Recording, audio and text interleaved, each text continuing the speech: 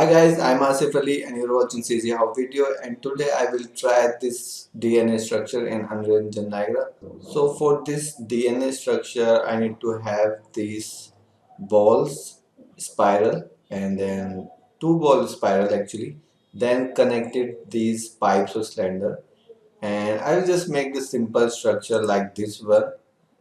I'm not using this, although you can make this. If you can make this, you can just replace this single ball with a bunch of ball, and you can replace your cylinder with these bunch of aligned balls. So if you can make this, you can just replace the model. It will look like this, but I'm just going to make this simple one. So I'll create this Niagara particle system.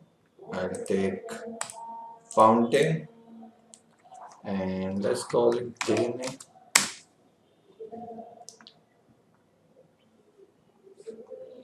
Okay, so I need some spheres, so I will delete this and take a mesh and call a sphere. Let me take